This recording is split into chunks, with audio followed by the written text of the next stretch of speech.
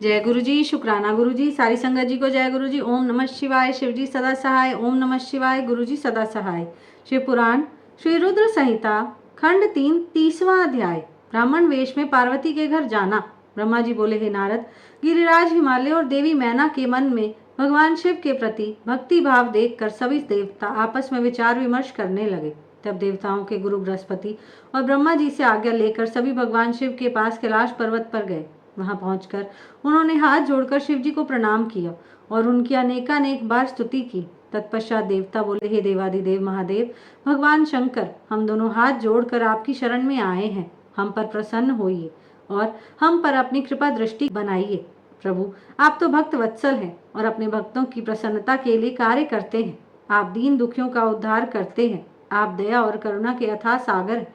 आप ही अपने भक्तों को संकटों से दूर करते हैं तथा उनकी सभी विपत्तियों का विनाश करते हैं। इस प्रकार महादेव जी की अनेकों बार स्तुति करने के बाद देवताओं ने भगवान शिव को गिरिराज हिमालय और उनकी पत्नी मैना की भक्ति से अवगत कराया और आदर सहित सभी बातें उन्हें बता दी। तत्पश्चात भगवान शिव ने हंसते हुए उनकी सभी प्रार्थनाओं को स्वीकार कर लिया।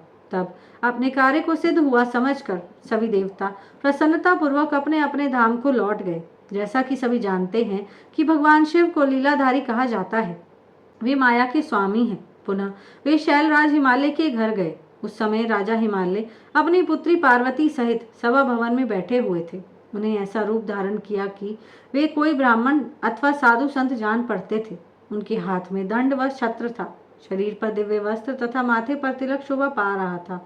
उनके गले में शालग्राम तथा हाथ में स्फटिक की माला थी। वे मुक्त कंठ से हरि नाम जप रहे थे। उन्हें आया देखकर पर्वतों की राजा हिमालय तुरंत उठकर खड़े हो गए और उन्होंने ब्राह्मण को भक्ति भाव से साष्टांग प्रणाम किया। देवी पार्वती अपने प्राणेश्वर भगवान शिव को तुरंत पहचान गई। उन्होंने उत्तम भक्ति भाव से सिर झुकाकर उनकी स्तुति की। वे मन ही मन बहुत प्रसन्न हुए। तब ब्राह्मण रूप में पधारे भगवान शिव ने सभी को आशीर्वाद दिया। तत्पश्चात हिमालय ने उन ब्राह्मण देवता को पूजा आराधना की। उन्हें मधुपर्क आदि पूजन सामग्री भेंट की, जिसे शिव जी ने प्रसन्नता पूर्वक ग्रहण किया। तत्पश्चात पार्वती के पिता हिमालय ने उनका कुशल समाचार पूछा और बोले, हे विप्रवर, आप कौन हैं? यह प्रश्न सुनकर वे ब्राह्मण देवता बोले, हे गिरिश्रेष्ठ, मैं वैष्णव ब्राह्मण हूँ और भूतल पर भ्रमण करता रहता हूँ।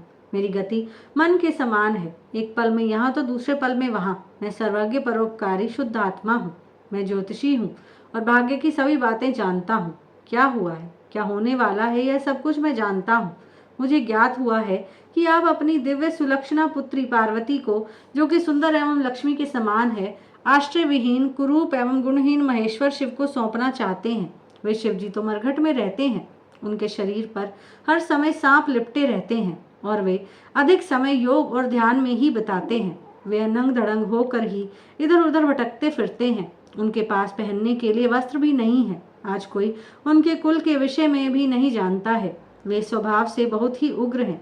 बात बात पर उन्हें क्रोध आ जाता है। वे अपने शरीर पर सदा भस्म लगाए रहते हैं। सिर पर उन्होंने जटाजूट धारण कर रखा है। ऐसे अयोग्य वर को, जिसमें अच्छा और रुचिकर कहने लायक कुछ भी नहीं है, आप क्यों अपनी पुत्री का जीवन साथी बनाना चाहते हैं? आपका यह सोचना कि शिव ही आपकी पुत्री के योग्य है सर्वथा गलत है। आप तो महान ज्ञानी हैं। आप नारायण कुल में उत्पन्न हुए हैं। भला आपकी सुंदर पुत्री को वरों की क्या कमी हो सकती है? उस परम सुंदरी से विवाह करने को अनेकों देशों के महान वीर, बलशाली, सुंदर, स्वस्थ राजा और राजकुमार सहर्ष तैयार हो जाएंगे। आप तो समृद्धिशाली हैं। आपके घर में भला किस वस्तु की कमी हो सकती है?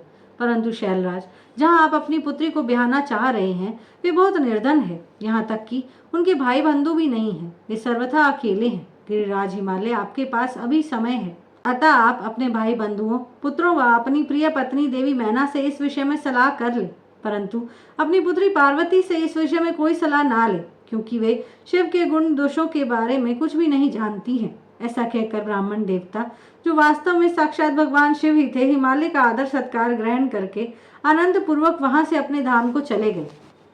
यहीं पर शिव पुराण श्री रुद्र संहिता खंड 3 30वां अध्याय समाप्त होता है। जय गुरु जी।